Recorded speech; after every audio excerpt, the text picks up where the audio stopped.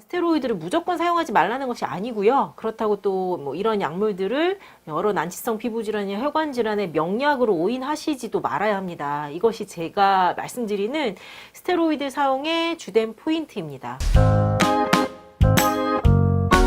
제 칼럼 중에 아무래도 공격도 많고 관심도 많은 내용 중에 하나는 피부질환의 무분별한 스테로이드 사용의 부작용이라는 제목으로 나오는 이제 영상일 겁니다. 한의사가 스테로이드에 대해서 뭘 아느냐, 혹은 뭐 한약에도 스테로이드 함유된 거 아니냐, 뭐 이런 악성 댓글이 종종 달리곤 하죠.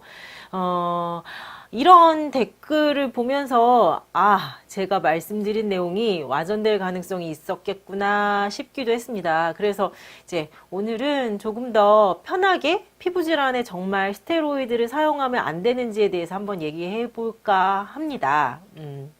보통 이소한의원에 내원하시는 환자분들 대부분은요, 스테로이드를 사용해 봤거나 혹은 이제 사용 중이시거나 아니면 이제 스테로이드뿐만 아니라 면역 억제제, 뭐 MTX 같은 세포 독성 항암제 같은 것들도 처방받으신 분들이 대부분인데요. 아무래도 이제 난치성 혈관 질환이나 만성적인 피부 질환 환자분들이 내원하기 때문인 것 같습니다. 이제 그리고 이런 환자분들 중에는요, 장기간 이런 약물을 복용하거나 혹은 이제 뭐 사용하면서 이젠 난 한의학적인 치료를 하면서 더 이상은 이런 약물을 쳐다보기도 싫다, 끊어버리고 싶다라고 이야기하는 분들도 계십니다. 근데 이제 솔직히 말씀드리면 이런 환자분들은 조금은 이제 위험하고 오히려 좀 치료하기가 힘든 환자분들일 경우가 종종 있는데요.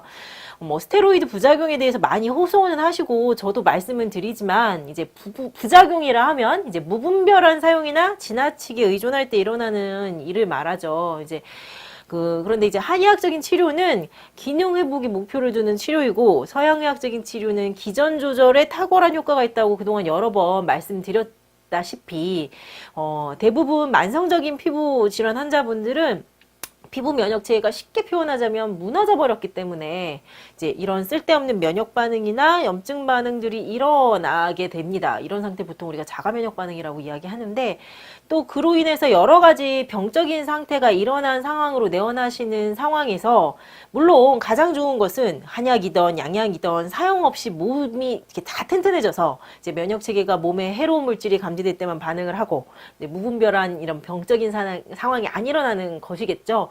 하지만 이제 몸 안의 면역 체계가 조금 정신을 차릴 때까지 쉽게 얘기해 우선은 체내 여러 조직들이 손상을 덜 받도록 보호하는 것이 또 필요합니다.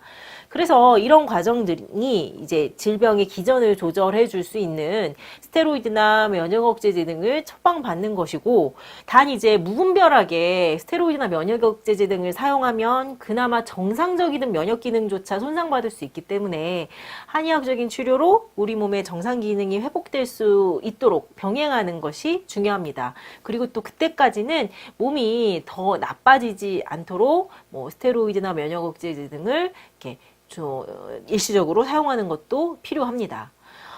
여러 번 말씀드렸지만요, 스테로이드를 무조건 사용하지 말라는 것이 아니고요. 그렇다고 또 뭐 이런 약물들을 여러 난치성 피부질환이나 혈관질환의 명약으로 오인하시지도 말아야 합니다. 이것이 제가 말씀드리는 스테로이드 사용의 주된 포인트입니다.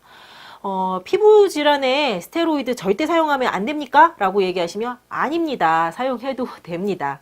단 무분별한 오남용, 이제 무조건적인 의존은 피해야 하겠죠. 이제 스테로이드는 몸의 기능 회복을 손상시키지 않는 범위에서 적정한 용량으로 사용하는 것이 중요하고요.